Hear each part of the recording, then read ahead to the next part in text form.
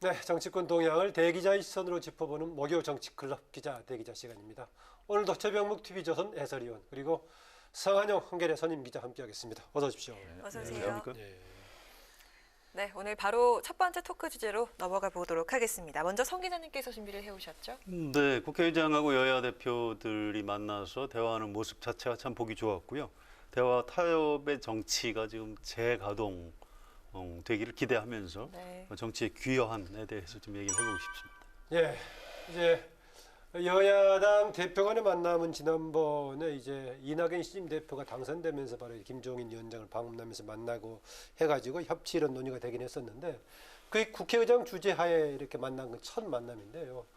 오늘 일부 이제 합의했던 것에 대한 발표도 나오겠습니다만은 또 아직 협치 관련까지는 진전되게 과제가 있는 것처럼 보도가 됐습니다. 어떻게 보셨습니까? 예, 뭐 처음부터 한꺼번에 다 만족스럽게 될 수는 없는 거고요. 네. 일단 정례적으로 한 달에 한 번씩 만나기로 한 것 자체가 굉장히 소중한 성과라고 생각을 합니다. 또 이게 이제 그 내용 중에 총선 공약하고 정강 정책 중에 공통 사안을 앞으로 정책위 의장이 협의해서 여야가 협의해서 처리한다. 이런 내용이 있어요. 이제 굉장히 그 소중한 그릇 같은 걸 마련한 걸로 보이고요. 여기에 이제 뭘 담을 수 있는지 굉장히 그 공간이 열려 있다고 생각을 합니다. 이전에 20대 말 때 초래 같은 경우도 이런 논의는 안 했습니까? 그때 이제 뭐 서로 협치를 하자라고만 얘기를 했는데 이렇게 좀 구체적으로 공약, 정강정책, 정책위 의장 이렇게까지 들어가지는 않았죠. 그때보다 훨씬 더 진전된 내용이라고 생각을 합니다. 네. 근데 이제 기본적으로 오늘은 뭐 일종의 상견례적인 성격이라고 저는 보거든요.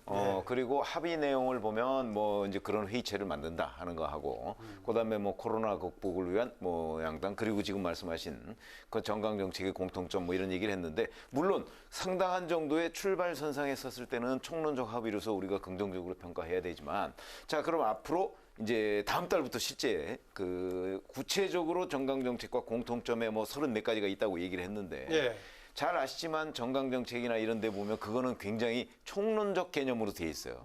거기에서 이제 강론으로 들어가면 아마 서로 의견이 다를 가능성이 굉장히 많거든요. 예. 그래서 조금 더 지켜봐야 되는 합의가 아닌가 이런 생각이 듭니다. 공통의 정책에 대한 하여튼 우선적인 처리 문제 하다면은 일단 양쪽의 실무진들이 뭔가 맞춰보고 하는 작업이 있어야겠죠. 그렇죠. 그렇게 이제 있어야 되는데 지금 이제 대표들끼리 만난다는 거는 제가 총론적 합의라고 지금 말씀을 드렸고요. 예. 물론 정강 정책도 이제 상당히 공통점이 있는 건 사실입니다.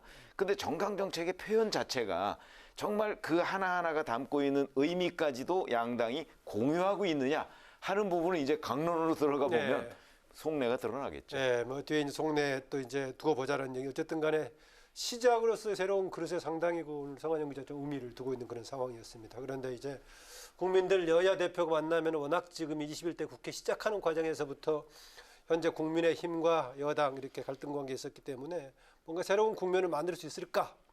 협치란 용어를 썼는데 저는 하도 용어는 반복되지만 실제 안 되니까 협치란 용어를 쓰기가 좀 그러긴 합니다. 김종인 위원장은 협치하려면은 뭔가 조건이 조성돼야 한다 이런 얘기를 꺼냈습니다. 네. 저기에서 얘기하는 여건이라는 게 과연 무엇일까 그러는데 아마 지금 현재 국회가 비정상적인 어떤 구조를 가지고 출발한 건 사실이잖아요. 무슨 얘기냐면 그 상임위원회를 뭐 민주당이 독식을 했는데 자 그럼 뭐 독식의 원인 가지고서도 지금 이제 그 논란이 많습니다. 근데 아마 김종인 위원장이 얘기하는 여건은 저 여당 독식 구조를 어떤 식으로든 하여튼 과거의 형태로 좀 돌려놔야 되는 것 아니냐. 네. 뭐 거기에 이제 물론 법사위 문제가 걸려 있습니다만은 아마 그런 그 비정상적인 국회의 정상화 여기까지를 지금 염두에 두고 여건이라고 얘기하고 있는 것이고 그다음에 이제 청와대와 민주당과의 관계 아마 지금 국민의힘 입장에서 본다면 그 더불어민주당이 너무 청와대에 종속됐다고 생각을 할 가능성이 많아요. 실제 그런 의견들이 굉장히 많거든요. 거기에서 조금 탈피를 해야 국민의힘과 접점이 많이 생길 것이다. 아마 그런 부분을 김종인 위원장이 여건으로 표현한 것 아닌가 이런 생각이 듭니다. 두 가지 의미를 담고 있는 걸 해석을 해주셨네요. 보니까요. 어떻습니까? 오늘 이낙연 대표는 지난번에 두 대표 간에 해동했던 단어를 그대로 쓴 것 같아요. 우여곡절의 과정을 반복하는 게 좀 어렵지 않나는 얘기를 또 한 것 같아요. 예, 현실적인 문제죠. 지금 정기국회가 진행되고 있는데 뭐 법사위를 어디로 가져가고 또 상임위원장 바꾸고 이게 이제 불가능하다고 얘기를 하는 거고요. 또 이제 김종인 위원장도 사실은 이제 국회의원이 아닙니다. 엄밀히 얘기하면 국회는 원내대표하고 국민의힘 의원들이 이제 상임위원회의 또 본회의에서 법안을 처리해야 되는 거죠. 그래서 김종인 위원장이 뭐 굉장히 리더십이 강하긴 하지만 뭐 독단적으로 할 수는 없는 거예요. 그래서 이 법사위나 상임위 문제에 대해서 원론적인 얘기를 하면서 여당이 일단 양보를 해야 될 것 아니냐. 이렇게 이제 장이야 이렇게 부른 거죠. 여기에 대해서 이제 여권이 어떻게 응수하느냐 이런 부분 좀 남아 있는 것 같습니다. 네, 어제 문 대통령과 민주당 신임 지도부 청와대 간담회가 있었죠. 이낙연 대표가 문 대통령에게 김종인 위원장과의 1대1 회담이라도 좀 하자 이렇게 추진을 하길 건의를 했는데요. 오늘 회동에서도 김 위원장에게 이 내용을 제안을 했다고 합니다. 하지만 김 위원장은 집답을 하지 않았다고 하는데요. 그 이유가 뭐라고 보시는지요? 글쎄 저는 아마 저 제안의 창구 뭐 이런 것과 관련해서 김종인 위원장이 약간 불편했던 것 아닌가 싶은 생각이 듭니다. 무슨 얘기냐면 문 대통령과의 회담이면 청와대에서 제안을 해야 되는 것이지 이낙연 대표를 통해서 한번 가보시라 뭐 이렇게 얘기한 거는 김종인 위원장한테는 받아들이기가 쉽지가 않고 그다음에 저거를 저기서 즉답하기 어려운 것이 그 회담을 하려면 회담과 그 분위기 조성이 있어야 되고요. 뭐 의제 같은 것들을 협의를 해야 됩니다. 네, 김종인 위원장들 하는 말이 뭐 하려고 하느냐 그렇죠. 뭐를 할 것인가 또 거기에서 어떤 결과를 도출할 것인가에 관해서 사전에 적어도 어느 정도는 소통을 해놓은 상태에서 저게 그 답이 나와야 되는 것이지 지금 여당이 중재하듯이 하는 저런 회담은 김종인 그 위원장이 바라는 건 아닐 것이다. 그래서 아마 즉답을 하지 않은 것 아닌가 이렇게 생각이 됩니다. 예, 그럴 겁니다. 뭐 의제 얘기를 여러 차례 했었기 때문에 뭐 대통령하고 만나는 것 자체를 뭐 이렇게 좀 다급해하는 사람은 아니잖아요. 이를테면 야당의 대표인데 차기 대선 주자가 좀 되고 싶은데 대통령하고 1대1 회담을 하면 내가 좀 올라가겠다. 과거에 이제 그런 사람이 있습니다. 제가 뭐 누구라고 얘기하면 좀 약간 명예의 문제가 되기 때문에 얘기를 안 하겠습니다만 지금 김종인 위원장은 그런 처지가 아니에요. 그래서 아니 뭐 할 얘기가 있어야 만날 거 아니냐. 그리고 얘기하고 싶으면 정식으로 제안을 해라. 이제 이런 얘기를 하고 있는 거예요. 할 얘기 자리는 조만간 또 마련될 것 같습니까? 예, 가능성이 있다고 봅니다. 이게 이제 두 사람이 옛날에 2016년 총선 때 같은 팀이었다가 헤어진 다음에 그다음에 뭐 별로 이렇게 화해를 잘 안 했어요. 아하. 김종인 위원장으로서는 이제 문재인 대통령이 좀 잘 됐으면 좋겠다. 이렇게 몇 년간 지켜봤는데 안 되겠다 싶어서 이제 본인이 야당 대표를 맡았다는 이런 거 아니겠습니까? 상당히 긴 4, 5년 전에 여러 가지 좀 뭐 해포 푸는 자리도 될 수 있겠군요. 그렇습니다. 그래서 뭔가 이제 개인적으로 좀 결산을 할 필요가 있고요. 또 지금 여당의 그 최고의 책임자는 뭐 여당 대표보다도 사실 대통령이거든요. 그래서 대통령하고 이제 야당 대표로서 만나면은 국정의 굉장히 핵심 과제를 놓고 해야 될 얘기가 많이 있을 걸로 예상이 됩니다. 아까 보니까 뭔가 좀 조건이 돼야 되지 않냐라고 협치 조건 얘기하는 것 중에 그 상임위원장 재구성 재분배뿐만이 아니라 당청 관계에 대한 새로운 기대도 담은 거 아니냐라고 최병묵 의원이 얘기하는 것 같아요. 그래서 이제 야당은 항상 당청 관계를 문제 삼습니다. 지금 여야가 반대일 때도 그런 거고요. 예. 근데 이제 현실적으로 한계가 있는 거죠. 지금 민주당에서 이낙연 대표가 청와대하고 지금 다 사전 교감해 가면서 정책 의제들을 던지고 있는 것 아니겠습니까? 예. 네, 문 대통령과 김 위원장 둘의 좀 케미가 어떨까요? 뭐 궁합이라고 하나요? 어울림이라고 하죠? 글쎄 우리가 이제 과거에 문재인 대통령이 대표 시절에 그걸 이어받아서 김종인 비대위 대표가 그 구성이 됐던 거 아니겠습니까? 그리고 나서 이제 공천 그 명단을 가지고서 한 차례 문재인 당시 대표가 김종인 비대위 대표를 찾아간 적이 있어요, 자택으로. 그랬죠. 그럴 때 그런 경험들을 이렇게 되살려 보면 사실상 그때 공천 파동 때 그랬던 거예요. 공천 비례대표. 파동 때. 예. 그러니까 비례대표의 뭐 본인 번호를 앞번호로 예. 했다고 해서 이제 친문들이 여러 문제를 제기하니까 문재인 대표가 당시에 직접 그 집으로 찾아간 적이 있었죠. 그래서 결국 그 문제가 해결은 되긴 했는데 제가 보건대는 그 앙금이 아마 상당히 있을 거라고 봅니다. 그런 점에서 본다면 그 이후에 이 문제를 풀지를 않았어요. 그리고 문재인 대표의 그 어떤 대화 스타일이나 김종인 위원장의 대화 스타일이나 이걸 보면은 제가 보기에는 별로 그렇게 케미가 맞을 것 같지는 않다. 이렇게 생각을 합니다. 이게요, 김종인 위원장하고 케미가 맞는 사람이 없다고 보시면 됩니다. 이게 워낙 나이가 많으시고요. 경륜이 박정희 때부터 아주 그 국정의 핵심적인 조언을 했던 사람이에요. 그래서 과거에 뭐 박근혜 대통령하고 했습니다만 나중에 박근혜 대통령 아무것도 아니라고 그러고 안철수 대표는 만사에 뭐잘 없다는 보이지도 얘기는 않고. 주고받기보다는 본인이 주도하려고 한다. 뭐 그 얘기겠죠 지금요. 그렇습니다. 그 누구든 뭐 네. 문재인 대통령 포함해서 김종인 위원장하고 케미를 맞출 수 있는 대통령 대선 주자 있을까요? 그래서 네. 이런 부분은 김종인 위원장님이 좀 조정을 해주실 필요가 있어요. 예. 네, 또 이번 주 초에 이틀에 걸쳐서 여야 교섭단체 대표 연설이 있었죠. 협치 필요성에 대해서는 공감대를 형성을 했습니다. 하지만 주 원내대표가 정부 여당의 정책 전반에 대해서 강하게 비판을 했습니다. 두 사람의 연설 어떻게 평가하시고 좀 눈에 띄는 건 네, 어떤 좀 내용이 지나긴 있습니까? 했습니다만. 네. 예, 이 내용보다도 이제 그 어떤 여야 간의 대화와 타협의 정치를 해야 된다는 공감을 이룬 거는 의미가 있다고 봐야 됩니다. 이낙연 대표가 저도 이런 말 처음 알았는데 우분투. 예. 뭐 그대가 있으면 내가 있다 이런 뜻이라고 하던데요. 뭐 광고 카피 같기도 하죠. 굉장히 그 말이 멋있지 않습니까? 또 그 말을 받아서 야당에서도 아주 높게 평가하는 논평을 냈고요. 또 이어받아서 주호영 원내대표가 언제든지 대화에 응하겠다 이런 얘기를 했기 때문에 이제 이 내용을 어떻게 채워가느냐 이런 문제만 좀 남아 있는 것 같습니다. 네.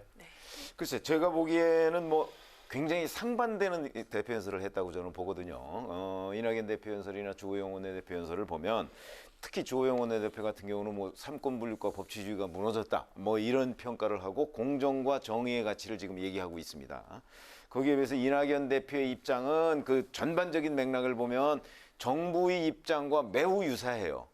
이렇게 되면 사실 지금 정기국회가 진행 중입니다만은 아마 두 사람 간에 그 외형적으로 지금 뭐 협치 얘기를 하고 있지만 실질적으로 강론에 들어가서 의견 일치를 볼 사항이 그렇게 많지는 않을 것 같다. 앞으로 정기국회 동안에 뭐 그런 느낌을 많이 받았습니다. 예. 공수처 관련 얘기를 해보죠. 그동안에 여야 간에 공수처 설치 관련해서는 민주당 쪽에서는 국민의힘을 향해서 빨리 후보 공수처장 후보 추천위원을 빨리 해달라는 얘기를 했고, 반면에 국민의힘에서는 헌재 결정 나기 전까지는 못하겠다 이런 얘기했는데, 이번에 보니까 특별감찰관 문제라든가 몇 가지 두고 뭔가 서로 합의점을 만들어 가나 했었는데 다시 원점으로 돌아간 것 같기도 하고 그렇습니다. 진행이 좀 될까요? 계기가 될까요? 이게 쉽지 않을 것 같습니다. 이게 사실은 이제 공수처위원을 우리가 뭐 무조건 보이콧하는 건 아니다. 뭐 할 수도 있다 이렇게 얘기를 했는데 그렇다면 뭐 특별감찰관하고 동시에 하자 이렇게 여당에서 제의를 했는데 이제 주호영 원내대표가 가만히 있어. 그거 지금 그렇게 동시에 하자는 말에는 좀 함정이 있는 것 같다. 이거 그렇게 동시에 되는 게 아니고 특별감찰관을 먼저 마무리하면 그 다음에 보고하겠다. 이제 이렇게 약간 말을 조금 바꿨어요. 그래서 이게 야당에 이제 우리 이제 기자들이라는 게 취재를 하는 사람들이니까 이 도대체 어떻게 된 거냐 물어봤더니 아니 공수처 출범에 대해서 사실은 별로 협조할 생각이 없고 특별감찰관 임명하라고 이제 촉구를 한 건데 그걸 여당에서 발목을 걸은 거다. 그래서 실제로 이걸 갖고 뭐 대화를 하거나 협상하는 생각은 없다고 하더라고요. 헌법재판소에서 이게 이제 합헌이다라고 결론을 내리기 전까지는 뭐 별로 그 구성을 해줄 생각이 없다고 뭐 그게 이제 진심이라고 이런 얘기를 하고 있습니다. 특별감찰관 얘기는 그 이낙연 대표가 본인 동의하지 않았더라도 입법됐으면은 공통의 국가법으로 따라야 된다 얘기하니까 야당에서 대표적인 스스로 지금 입법된 걸 하지 않고 있다는 지적하면서 특별감찰관이 아니고 이제 공수처 합의를 한 거죠, 여야 간에. 그러니까 그 문제를 야당을 아예 책임 추궁을 하면서 한 건데. 그렇죠. 근데 이제 그게 7월 15일에 출범을 해야 되는데 법령상. 근데 이제 출범 못 하고 지금 있는 거 아니겠습니까? 그러니까 야당은 여당을 향해서 특별감찰관 법 있는데. 근데 이제 특별감찰관은 사실 문재인 정부 들어서 지금까지 공석으로 있어요. 근데 이제 그 성격이 뭐 조금은 다르죠. 그런 점에서 본다면 저는 글쎄 뭐 공수처 문제에 관해서 국민의힘이 그렇게 계속 반대하고 저 사실은 헌법재판소 결정이 언제 나올지도 모르는데 거기에 그 시한을 두고 저럴 필요가 있는가? 저는 개인적으로 부정적으로 보고 있습니다. 그래서 국민의힘이 공수처 처장 추천위원회 그 추천위원 그 구성을 하는데 저는 협조해야 된다고 보고 있기 때문에 지금 아마 제가 알기로는 국민의힘에서도 그런 얘기들을 하는 사람들이 좀 있는 것으로 알고 있습니다. 그래서 만약에 특별감찰관을 그 문재인 정부에서 먼저 임명을 해놓고 압박을 한다면 아마 공수처장 추천위원도 야당에서 추천할 가능성이 저는 있다고 봅니다. 그 선후관계의 기간이 별로 그렇게 크게 떨어져 있지 않다고 저는 개인적으로 평가하고 있습니다. 아, 그러면 뭔가 조금 이렇게 그동안에 서로 팽팽하게 있다가 그게 지금 진행될 약간은 계기가 될 수도 있다는 그렇죠. 저는 물꼬가 트일 가능성이 있다 이렇게 봅니다. 네, 이번 정기국회에서 여야가 협치를 완성할 수 있을지 기대해 보도록 하겠습니다. 이번에는 최 의원께서 선택한 주제 어떤 내용이죠? 지금 이제 그 추미애 법무부 장관 논란, 뭐 연일 언론에서 지금 많이 그 논란이 되고 있고요. 그다음에 이제 여기에 그 윤영찬 의원의 그 뭐 카카오톡 뭐 이 문제까지 지금 불거져서 아까 뭐 방송에서 또 하시던데 네. 여권에 이딴 악재가 있지 않습니까? 이 네. 얘기를 좀 해보려고 합니다. 얘기하신 대로 이제 추미애 장관 아들 문제에다가 딸까지 지금 이제 특히 야당에서 거론하고 있는데요. 논박이 좀 계속되고 있습니다. 보니까 뭐 국방부 쪽에 뭐 자료도 계속 나오고 있고 하는데 일반적인 민원이다라는 수준에다가 아니면은 뭐 권력을 이용한 압력이나 청탁성이 있느냐 계속 논란이 되고 있는데 야당에서는 정말 제2의 조국 사태다 이렇게 규정을 하고 있는데 이 파장이 마무리될지 계속 커질지 조국 사태는 정말 그 광화문과 저쪽 서초동의 집회까지 대비될 정도로 커졌습니다만은 사안이 좀 그만큼 크다고 보십니까, 상한영 기자는 먼저 준비하시면 어떻습니까? 제가 보건대는 조국 사태는 이 직전에 조국 전 법무부 장관이 대통령 민정수석을 했잖아요. 네. 그래서 이제 이른바 친문이라고 하는 팬덤이 조국 전 법무부 장관을 전폭적으로 지지해서 바로 광화문 시위 또는 서초동 시위가 있었던 거 아니겠습니까? 그런 반면에 추미애 법무부 장관의 경우에는 조금은 달라요. 그리고 지금 이 아들, 딸 문제는 추미애 법무부 장관의 법무장관으로서의 어떤 기능보다는 약간은 좀 사생활적인 측면이 많잖아요. 근데 뭐 소수겠지만은 우리가 추미애다라는 또 지지 그룹도 일부 있다면서요. 그런 이제 그 엊그제부터 그런 그 인터넷에서 그런 응원 댓글이 나오고 있는데 저는 그게 그 어떤 강도가 조국 전 장관하고는 상당한 정도의 차이가 있고 조국 전 장관 때는 문재인 대통령도 직접 마음의 빚이 있다 뭐 이런 식의 여러 가지 청와대에서의 그 엄호가 있었어요.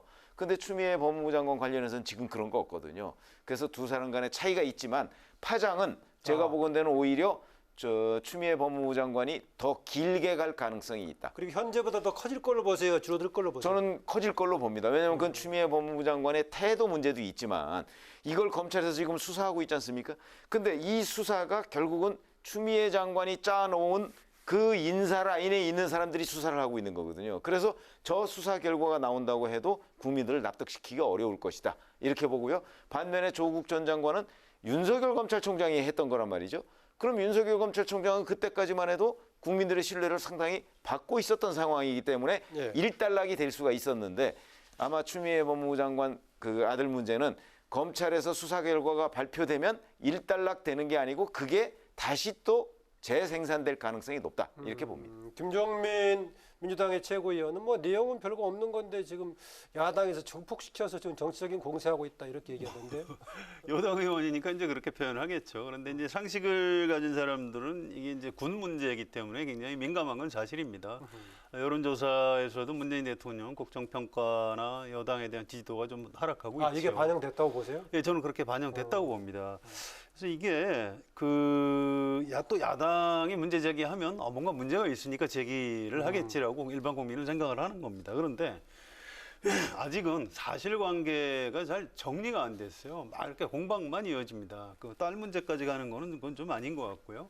그다음에 국방부에서도 오늘 오후에도 이제 설명 자료를 계속 내놓고 있는데 이게 자꾸 옛날 군대를 생각하면 안 되는데 옛날에 군대 갔다 온 사람들이 야 나는 군대 있을 때 안 그랬고 나는 1시간 늦게 들어가서 막 군기 교육대 갔는데 지금 무슨 소리야 이렇게 얘기하는데 지금 군 운영이 이제 그렇게 되지 않고 있다고 합니다. 그런 부분 좀 구분을 해야 될 필요가 있고요.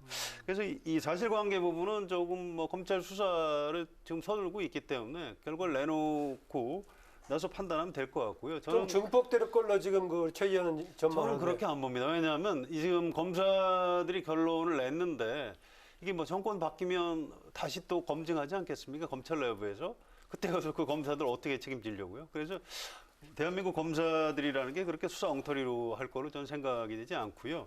어쨌든 매듭을 짓는 게 중요하다고 봅니다. 다만 이 사건을 대하는 추미애 장관 본인을 포함해서 여당 의원들의 어떤 태도에는 좀 문제는 있는 것 같아요. 사실은 장관이 정무직 공무원입니다. 그래서 정치적인 판단을 잘 해야 되고요. 이런 의혹이 제기된 것 자체에 대해서 좀 어느 정도 유감 표명을 해주고 이렇게 들어갔으면 좀 덜했을 텐데 무슨 소설 쓰시네 이제 이렇게 하는 바람에 화를 좀 부추긴 측면이 있죠. 이런 야당이 부분- 주장하는 대통령이 이 시점에서 결단 뭔가 해야 된다라는 것은 어떻게 보십니까? 문 대통령이 그런 스타일이 아닌 것 같은데요. 예, 이게 아니 그 부동산 문제 때문에 국토교통부 장관 경질을 해야 된다고 야당에서 그렇게 주장했는데 지금 장관 바뀌었나요? 안 바뀌었죠. 이게 문 대통령의 장점인지 단점인지 모르겠는데 장관들한테 정무적인 이유로 책임을 잘 묻질 않습니다. 그래서 아마 문 대통령이 이 문제에 대한 판단도 또 실체 어느 정도 규명이 나와야 그때 아마 이루어지지 않을까 싶습니다. 근데 이게 이제 여당에서는 이게 불법이냐 아니냐 뭐 이런 문제로 접근을 하고 있는 것 같아요. 네. 병역 특혜, 뭐 휴가 특혜, 뭐 이런 부분을. 그러나 제가 보건대는 이건 불법 합법의 여부보다는 불공정이냐 아니면 정의에 반하느냐 뭐 이런 문제라고 보거든요. 지금 여론에 반영되는 부분도 그 불공정, 뭐 부정의 뭐 이런 부분에서는 치중돼 있다고 생각을 하기 때문에 그렇다면 이게 설령 나중에 이거는 뭐 불법은 아니었다라고 한다고 해서 그러면 그 군대에 보낸 다른 그 어떤 아들을 군대에 보낸 그런 학부모들도 추미애 법무부 장관처럼 저렇게 할 수가 있는 것이냐 하는 거 보면은 그게 뭐 요즘 군대냐 옛날 군대냐 저는 별 차이가 없다고 생각합니다. 그런 점에서 본다면 이 파장이 굉장히 그 국민들한테는 그 광범위하게 먹힐 것이다 이렇게 보기 때문에 예. 문재인 대통령이 정무적 판단을 해야 되는데 지금 성 기자 말씀하신 대로 문 대통령이 그런 스타일이 아니거든요. 그렇기 때문에 저는 이게 굉장히 오래 갈 거라고 보고 있는 겁니다. 예. 네, 또 윤영찬 의원의 카카오 문자 논란에 대해서 야당에서는 국정조사 추진까지 검토를 하자 이낙연 대표가 공개 경고에 나섰고요. 윤 의원은 사과를 했습니다. 자, 이 논란 이대로 정리가 될까요? 아니면 더 파장이 커질까요? 뭐 잘못했다고 싹싹 비는데 어떡하겠습니까? 마무리될 것 같습니다. 그대로. 예, 이낙연 대표도 일단 경고를 했고 윤영찬 의원은 본인이 잘못했다고 사과를 했죠. 그래서 야당에서 이제 공격을 하더라도 계속 이어질 것 같지는 않습니다. 사실은 국회의원이 그 갑질들을 합니다. 윤영찬 의원이 이제 그 딱 걸린 거죠. 그래서 일반 국민들이 많이 아세요. 이낙연 대표의 지적을 계기로 상당히 사과하는 그런 분위기로 바뀐 것 같아요. 그렇습니다. 이건 국회의원 갑질 사건이지. 이게 무슨 언론에 압력을 넣어서 이걸 바꾸 이걸 윤영찬 의원이 뭘 누굴 들어오라고 한다고 해서 그 순위가 뭐 다시 바뀌고 그렇게 되겠습니까? 그런 사안은 아니라고 생각이 됩니다. 저는 좀 생각이 다른데 예. 왜냐하면 우선 국회 과방위원으로서의 활동으로 볼 수 있느냐 없느냐 하는 문제가 있고요. 저는 뭐 그 과방위원으로서 활동으로서는 뭐 충분히 얘기를 할 수 있다고 봅니다. 근데 윤영찬 의원의 경우에는 조금 사정이 달라요. 왜냐하면 직전에 국민소통수석을 지냈잖아요. 잘 아시지만 국민소통수석이 언론계나 이런 데 언론 정책이나 이런 데에 미치는 영향은 지대하거든요. 그런 점으로 예전 본다면 홍보수석이죠, 그러니까. 그렇죠. 예전에 홍보수석이죠. 그렇게 본다면 윤영찬 의원이 발언하는 부분에 관해서 뭐 카카오나 아니면 다른 포털이나 이런 데에서 느낌이 완전히 다를 거예요. 다른 과방위원들과. 그런 점에서 본다면 윤영찬 의원이 들어오라 뭐 이런 식으로 얘기하는 부분에 관해서 그걸 굉장한 다른 의원과 다르게 그 업계 관계자들은 굉장한 압박으로 느꼈을 것이고 바로 그런 점 때문에 지금 윤영찬 의원의 문제가 논란이 더 커지고 있다. 이렇게 잘못했다고 생각합니다. 사과하는데 정리되는 거 아니냐 뭐 이런 얘기. 아니 저도 일단 정리는 되겠지만 후속 기사로서 예를 들어서 자 카카오 관계자가 그 어떤 임원이나 누가 뭐 윤영찬 의원 측에 그 호출을 받고 의원회관에 와서 뭐 무슨 일이 있었다더라 뭐 이런 후속 기사들이 나올 가능성도 있거든요. 그렇게 되면 또 사정이 다른 국면으로 가겠죠. 네, 오늘 한 줄 논평 좀 들어보겠습니다. 성한영 기자 뭐 준비하셨습니까? 예, 오늘 여야 대표회담 합의 사항 중에 총선 공약하고 정강정책 중에 공통사항을 정책위 의장이 협의해서 처리하자 이런 게 들어 있었는데요. 8월 말에 정부 입법으로 공정경제 3법이 국회에 지금 와 있는 게 있습니다. 예. 기업 지배구조 개선 관련 법안인데요. 상법 개정안, 공정거래법 개정안, 또 금융그룹 감독법 해서 이제 법 3개인데 이게 김종인 위원장이 국민의힘 야당 대표로 와서 정강정책의 경제민주화를 포함을 시켰고요. 평소에 그 기업 지배구조 개선에 대해서 굉장히 강조를 많이 하는 사람입니다. 그래서 예. 이게 좀 결실을 볼 수 있다면 이번 정기국회에서 여야가 경제민주화 관련한 법안을 좀 통과시킬 수도 있지 않을까 이렇게 기대하는 마음에서 여야 합의로 경제민주화 법안을 통과시키자 이렇게 논평하겠습니다. 여야 회동을 계기로 지금 경제민주화까지 거기 덧붙여서 통과시키기 좀 기대하는 것을 치러줬습니다. 최병묵 의원. 조금 전에 제가 윤영찬 의원 얘기를 했는데 네. 윤영찬 의원이 이제 이른바 전관인 셈이잖아요. 국민소통 수석을 했기 때문에 그래서 이 윤영찬 의원에 대해서 그러니까 각 포털들이 포탈도 정관 아닙니까? 포탈에서. 포탈에 아니 근데 이제 그거는 좀 오래됐지만 그래서 이제 이 그 윤영찬 의원의 발언에 대해서 왜 그렇게 민감하냐? 그건 바로 전관이기 때문이다. 왜냐하면 전관의 힘이 그 막강하다는 거는 지금 현재 국민소통 수석이나 이런 사람들이 뭔가 이렇게 연결돼 있지 않을까 하는 그런 느낌을 갖기 아하. 때문이거든요. 그래서 저는 이제 그 전관의 힘이 얼마인지 궁금하다 하는 걸 한 줄로 했습니다. 네, 장관님이 궁금한 거 좀 지켜보기로 하고요. 목요정치클럽 오늘 두 분 수고하셨습니다. 수고하셨습니다. 네, 목요정치클럽 지금까지 한겨레신문 선임 기자, 최병묵 TV조선 해설위원과 함께했습니다.